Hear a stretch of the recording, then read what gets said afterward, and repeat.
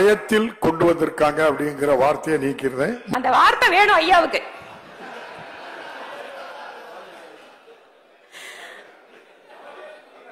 இன்று சட்டப்பேரவையிலே 2 தீர்மானங்கள் அரசால் கொண்டு வரப்பட்டிருக்கிறது.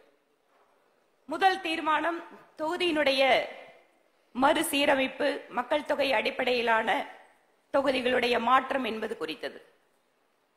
நிச்சயமாக ஒட்டுமொத்தமாக ஒரு பறவை பார்வை பார்க்கின்ற பொழுது தென் மாநிலங்கள் பல்வேறு சமூக மேம்பாட்டு நடவடிக்கைகளாலும் மக்கள் தொகையை கட்டுப்படுத்துவதாலும் ஒரு சிறப்பான இடத்தை அடைந்திருக்கிறார்கள். நாளை வருங்காலத்தில் இந்த எண்ணிக்கைகள் குறைகின்ற பொழுது நமக்கான குரல் அங்கு ஒலிப்பதற்கான வாய்ப்பு மறுக்கப்படுமோ என்கின்ற ஒரு அச்சம் நியாயமானது. பாரதிய ஜனதா கட்சி அந்த தீர்மானத்தை பொறுத்தவரை அதை நாங்கள் we are sharing our concern. அந்த தீர்மானத்தில் அதில் இருக்கக்கூடிய கவலையை, அக்கறையை புரிந்து கொள்கிறோம். நிச்சயமாக எந்த இடத்தில் அதற்காக என்ன நடவடிக்கை எடுக்க வேண்டுமோ தமிழக பாரதிய ஜனதா கட்சி முழுமையாக அந்த தீர்மானத்தினுடைய கவலையை புரிந்து கொண்டு அதில் நடவடிக்கை எடுக்கும். இரண்டாவது ஆதரிக்கிறோம். அந்த வார்த்தை வேணும் ஐயாவுக்கு.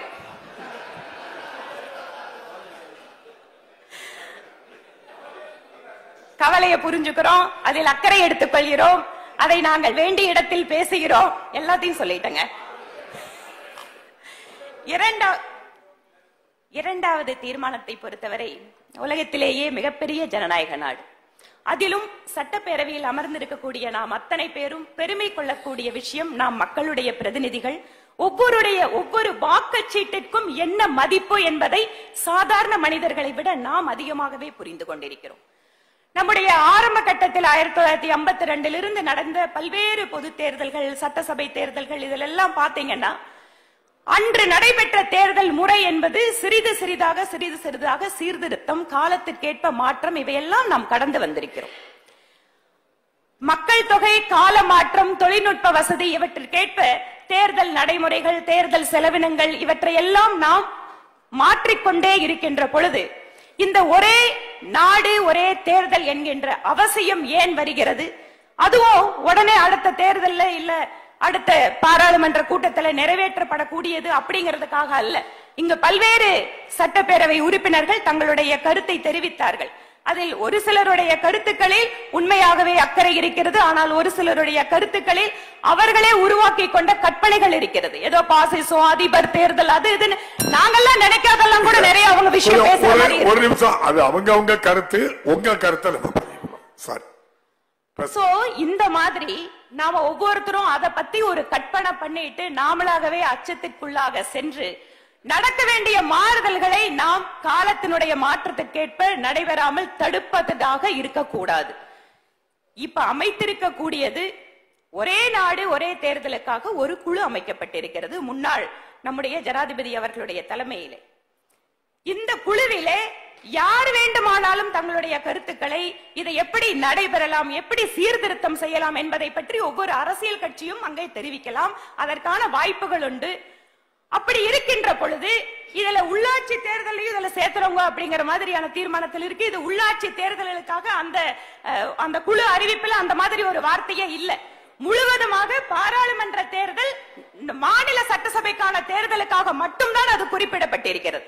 இப்படி இருக்கின்ற பொழுது இந்த ஒரே நாடு ஒரே தேர்தல் என்பது எதற்காக நாம் இப்போது அது அவசியமாக நம்முடைய கருத்துக்களை பகிர்ந்து கொள்ள வேண்டி இருக்கிறது அப்படின்னு கேட்டா, இதுல குடியரசுத் தலைவர் ஆட்சி வந்தா எப்படி இருக்கும், பெரும்பான்மை போயிடுச்சு எப்படி இருக்கும், கரெக்ட், இதெல்லாம் சவால்கள். இந்த கேள்விகள் எல்லாம் வரக்கூடிய காலத்திலேயும் வரும். ஆனா இன்று நாம் பார்க்க வேண்டியது என்ன? இப்ப கூட இந்த பட்ஜெட் கூட்டத்தொடர நாம பாராளுமன்ற தேர்தல் வரதுனால நடத்த முடியல. இன்னொரு பாருங்க, இன்னும் மார்ச்ல இருந்து பாத்துட்டீங்கன்னா 3 மாச காலம் பாலிசி பேரலைஸ். அரசாங்கத்தால முடிவெடுக்க முடியாது, மக்களுக்கான நலத்திட்ட பணிகளை மேம்படுத்த முடியாது.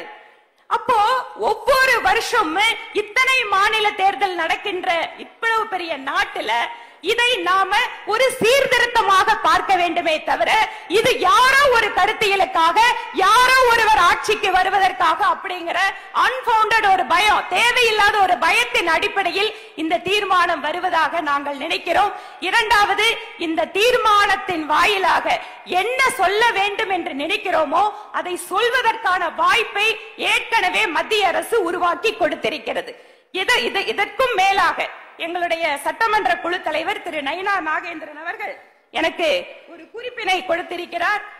அதாவது தமிழகத்தினுடைய முன்னாள் முதல்வர் கலைஞர் கருணாநிதி ஐயா அவர்கள் நெஞ்சுக்கு நீதி புத்தகத்திலே பாகம் 2 273வது பக்கத்திலே ஒரே நாடு ஒரே தேர்தல் கொண்டு வருவதற்காக தன்னுடைய ஆதரவான கருத்துக்களை எல்லாம் தெரிவித்திருக்கின்ற இந்த சூழலில் அந்த கருத்துக்களையும் மாநில அரசு எடுத்துக்கொண்டு இந்த தீர்மானத்தை எந்த இடத்தில் நாம் அந்த கருத்துக்களை கொடுக்க வேண்டுமோ அந்த குழுவிற்கே நேரடியாக ஒவ்வொரு அரசியல் கட்சியும் கொடுக்க வேண்டி இருப்பதால் இந்த தீர்மானம் அவசியமற்றது என பாரதிய ஜனதா கட்சி சார்பில் நாங்கள் தெரிவித்துக் கொள்கிறோம்.